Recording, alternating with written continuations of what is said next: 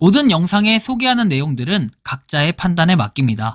리 에이스 채널은 항상 모든 영상에 있어서 유료로 하는 것들은 신중하게 결정하시는 것이라고 말씀드립니다. 아울러 무료로 하는 것들 역시 각자의 판단으로 선택해서 결정하시는 점이라는 것을 강조드립니다. 안녕하세요, 리 에이스입니다. 자, 여러분들, 이번 시간은 파이코인 추가 마이그레이션 적용 중인 것에 대해서 한번 말씀드릴게요.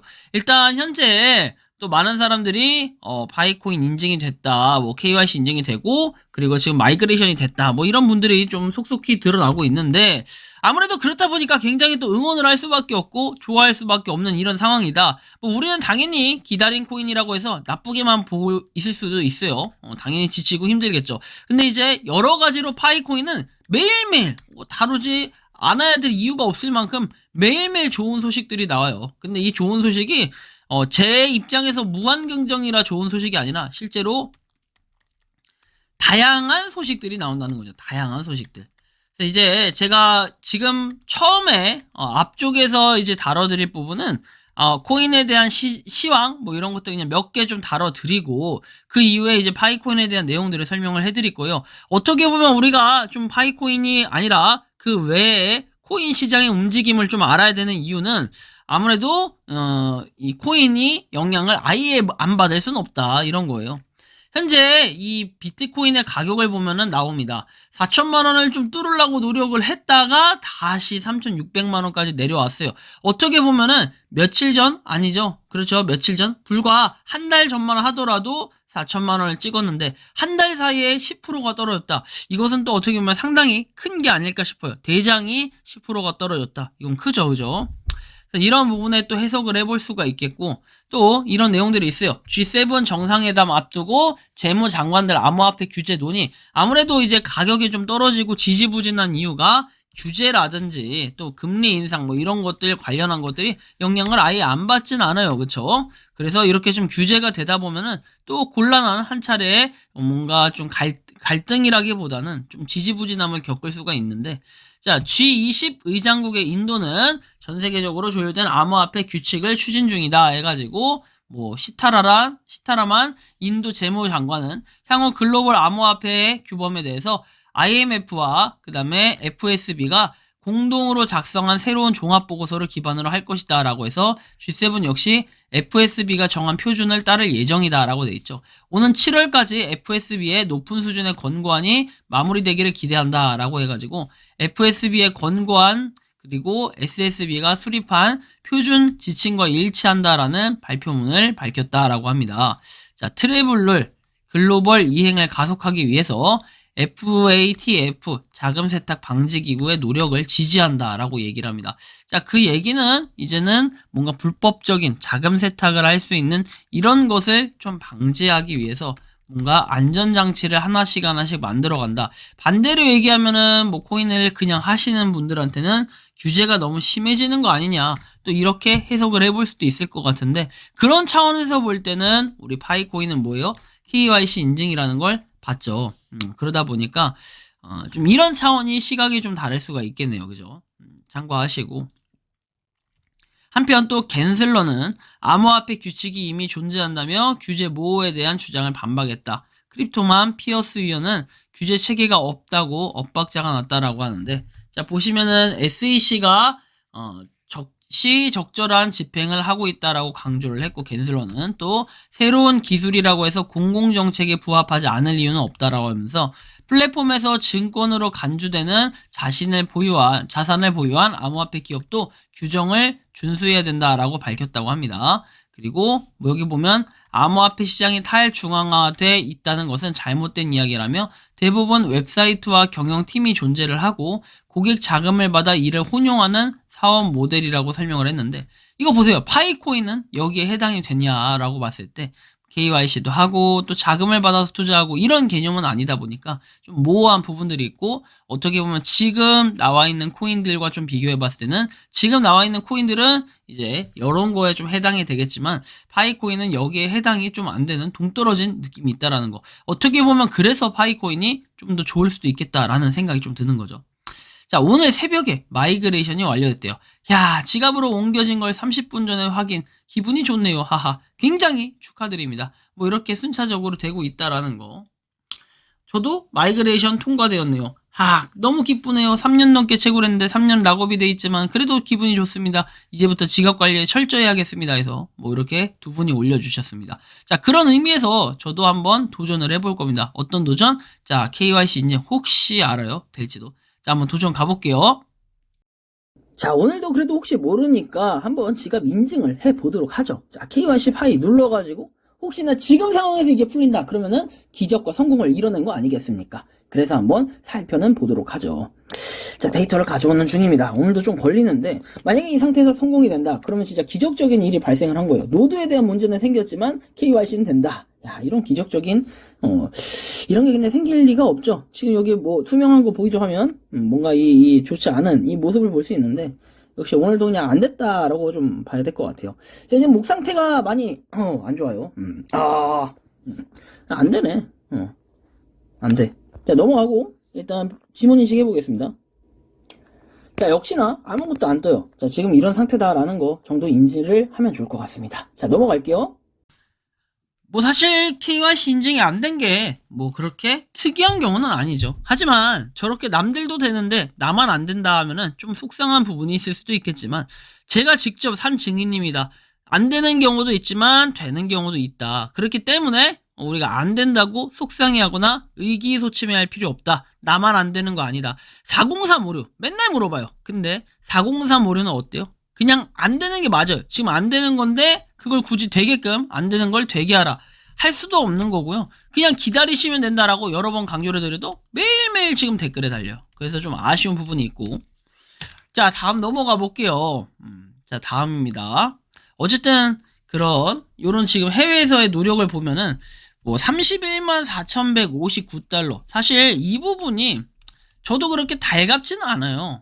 이렇게 된다라고 하면 뭐 4억 2천만 원 이러는데 여러분들 4억 2천만 원 하면 현실적으로 야 대박이네 라는 생각이 좀 들까요? 그런 걸 좀 생각해 봐야 될 것 같아요. 물론 미래의 가치는 아무도 알 수가 없어요. 하지만 지금 이렇게 나온 것처럼 파이 생태계에 뭔가 일조를 하시는 분들도 있다. 그리고 31만 4,159달러의 가치로 생각을 하시는 분들도 있다. 이런 걸 또 생각을 아예 안 해볼 수는 없어요.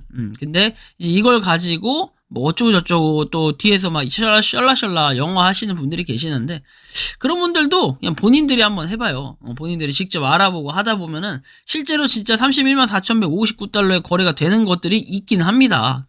외국에서는.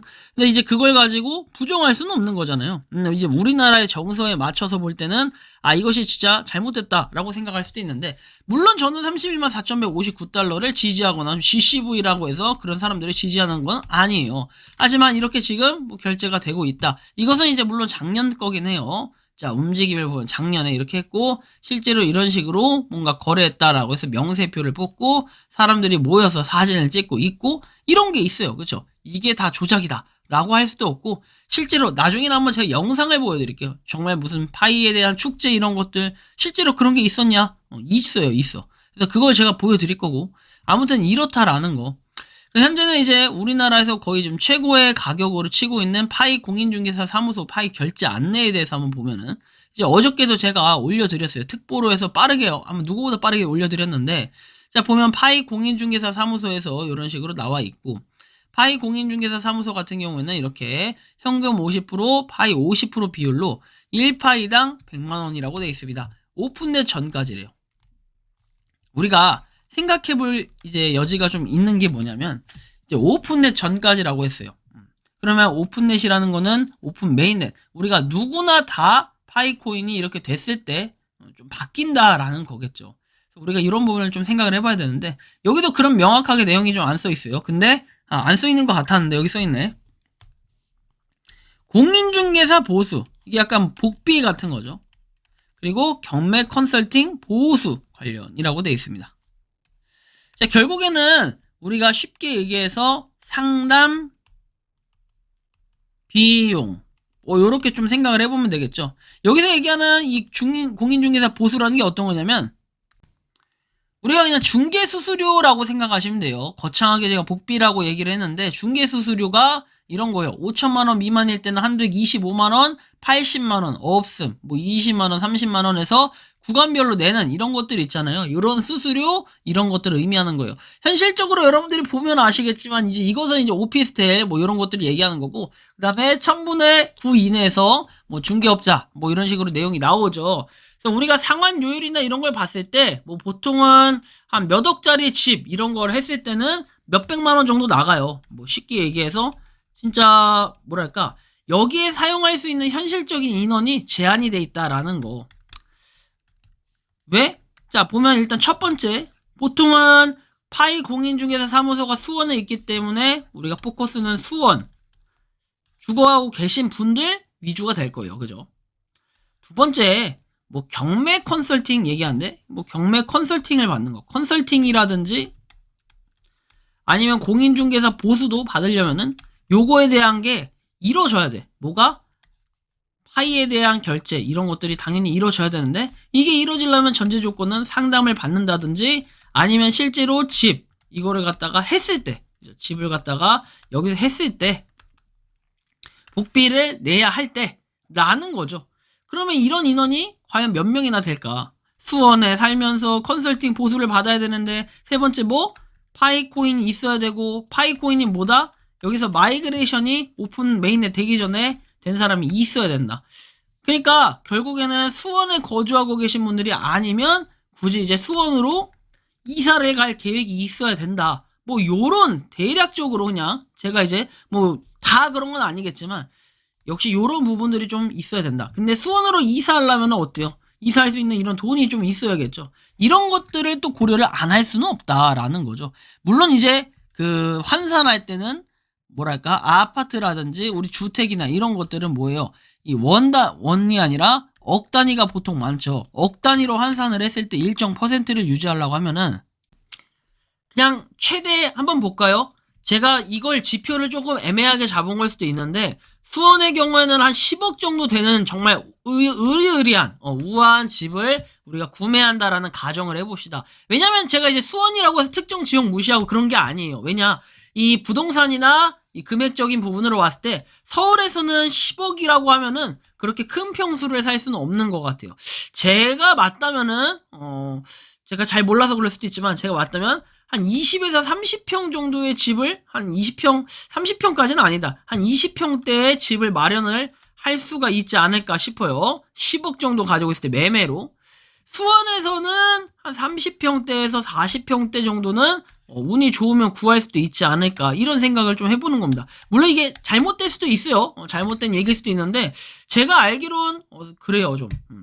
그래서 어쨌든 30평대는 맞을 거고 40평대까지는 아닌 것 같다. 자, 아무튼 간에 뭐 이런 식이다. 근데 실제로 우리가 10억이라고 했을 때 우리 거래 매매를 갖다 10억이라고 하면은 최대 내야 되는 게 VAT 별도로 해서 500만 원이에요. 그러면은 550만 원 정도까지는 가능하다. 그럼 파이코인으로 치면은 5.5개가 가능한데, 이제 이렇게 조건이 다 맞아떨어지는 사람이 몇 명일까? 우리가 이런 고민을 안 할래야 안 할 수가 없다라는 거죠. 물론 이제 뭐 좋은 취지에서 당연히 올려주신 거 맞죠. 100만 원 맞죠. 인정합니다. 근데 이제 이런 부분도 우리가 생각을 해봐야 될 부분이다. 그래서 만약에 파이코인으로 아예 저런 거 중개 수수료가 아니라 우리가 결제까지 할 수 있다면, 이제 근데 결제는 사실 현실적인 부분에서 상호작용을 해야 돼요. 상호작용.